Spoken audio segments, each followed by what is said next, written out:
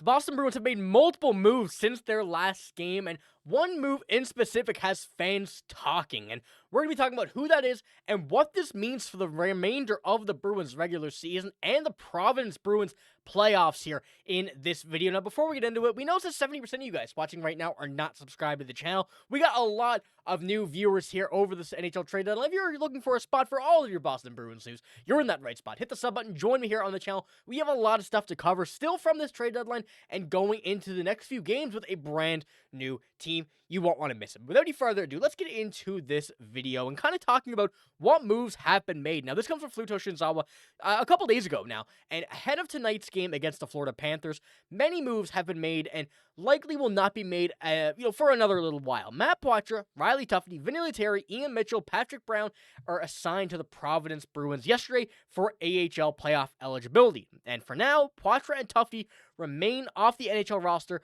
but are with the club in Tampa. Now, this is actually changed a bit. They're in Warrior. They were practicing with the Providence Bruins and have some lines set up, which indicates that they will be there for at least the next little while. Now, Matthew Poitras has been one that a lot of people were talking about with this tweet, with this whole set of moves that the Boston Bruins have made, and is this the right move at this right time? That's what a lot of people are asking, and especially with what the Bruins just did at the NHL trade deadline and what's going on over the next few games. And obviously, the Bruins won their first game 4-0 against Tampa. That does not mean that they will be getting into a playoff spot. It could possibly happen. Very, very tough, though, and I doubt that anything will come from this. Moving down, Matthew Poitras was a decision made from Joe Sacco and in the internals of this Boston Bruins team for a few reasons. And this is what this article says here. Over the weekend, the Bruins announced that Matthew Poitras was sent down to the Providence Bruins in the American Hockey League. It was thought at the time to be a paper transaction so that he could be eligible for the AHL playoffs next month, but it was not. Goes on, continuing to say, Poitras was on the ice with the Providence Bruins practice on Monday morning, meaning that he'll remain there. It may not be a bad move for the youngster who was taking a physical pounding in the NHL and was struggling to produce. It's not the worst thing for him right now, interim head coach Joe Sacco explained why he was sent down. Now, we do have some more quotes here from Joe Sacco that we will get into right now. Kind of disgusting. He said, but Matty, basically, the message is he just had surgery last January, so he really didn't get to play from January on with us.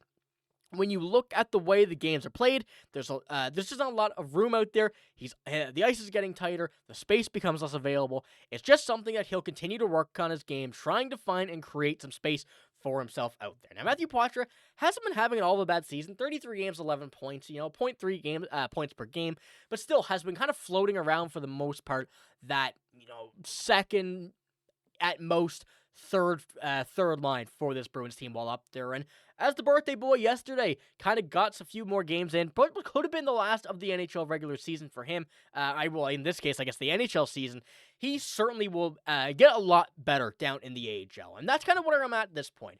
There's no point in keeping up right now. We've seen the struggles from him as of late, and it was really just struggling and really unfortunate to watch him play at the NHL level. He's been taking a beating, kind of going back from, that really ugly hit against the Hurricanes down across the board from Jesperi Kotkaniemi, getting hit in the bench from old man Brock Nelson, who's now on the Colorado Avalanche, when that gate was opened, and really just a whole bunch of, physicality going against him here in this NHL season, and that's what the Bruins are hoping he's going to work on down in the AHL. Get a bit of size, stay down there for the remainder of the season, and work towards that Providence Bruins playoffs that we will get into here in a moment. But Joe Sacco continued on with the quotes here about Matthew Poitras, saying this: he could probably look to put a puck in the net a little more at times. He's a pass-first guy by nature. It seems like any player. If you're not scoring goals, you got to find a way to get to the inside of the ice.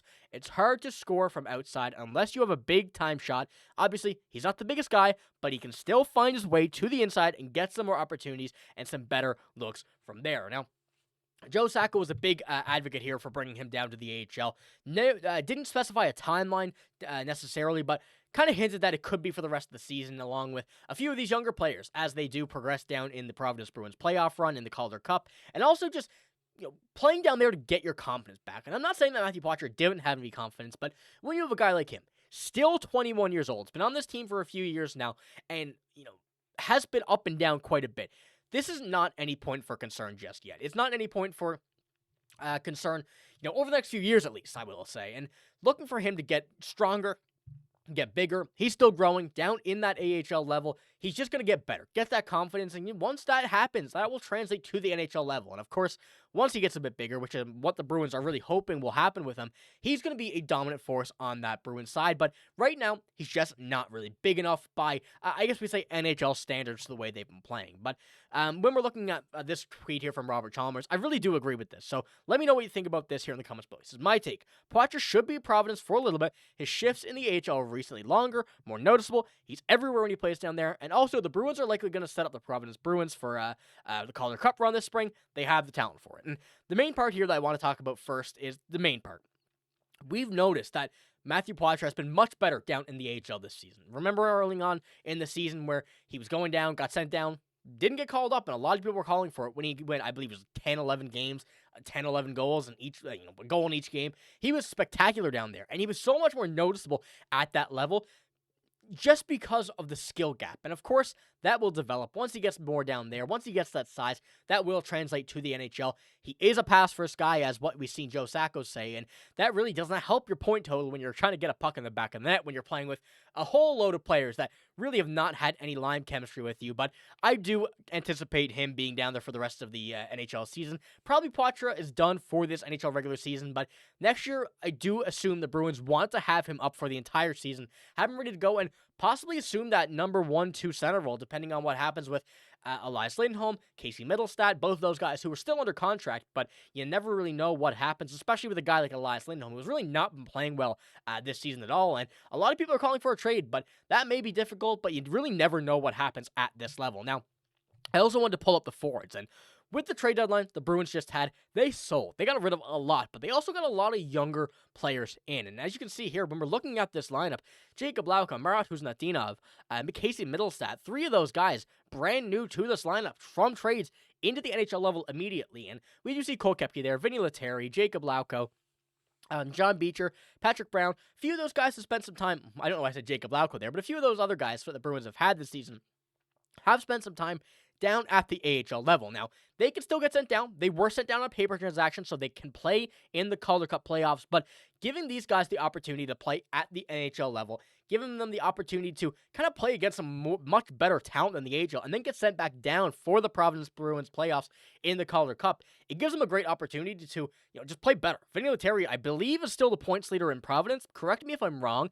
but he's been elite down there this season. And of course, spending a little bit of time up with the NHL squad certainly wouldn't hurt, but why not give these, kind of, I don't want to say veteran guys, but a few guys here who are older than some of these rookies, have been in the AHL for a while, but have also spent some time in the NHL. Give them a few cracks on the ice at this lineup. You're going for an early first anyways. Try and tank. Don't go for any crazy wins. And of course, you like to see that first one off the trade deadline. Tampa beat them 4-0. Makes no sense, but of course, that's just the way hockey is. And you're not going to win every game. You're not going to lose every game, but it certainly is a game of numbers, I guess is the best way of putting it. But I do have one more screenshot before we do this one here. Matthew Poitras was centering Georgi Merkulov and Oliver Wahlstrom at this morning's Providence skate, and Fraser Mitten's line mates were Jeffrey Veal and Tyler Pitlick. Now, that was yesterday morning before all of these kind of moves got confirmed and everything. Matthew Poitras, I suppose, did get confirmed yesterday morning when he did get sent down and was at practice, really revealing that, this is the plan for the Bruins, the Providence Bruins, that is. They want to get better. The NHL Bruins, Boston Bruins, want to get a little bit worse to make that pick get better. But let me know what you think. Do you think that is the right move to send Poitras down? We've kind of discussed it here earlier on in the season that, when you're down at the AHL, you're not going to get much better. You're going to hit that ceiling pretty early. But I think Matthew Poitras still just has some growing to do. I don't think it's a skill gap. I don't think it's anything like that. I think it's just he needs to get stronger on his feet, stronger on the body, and be able to shoot the puck more. And that's where you're going to get your confidence, is down in that AHL level.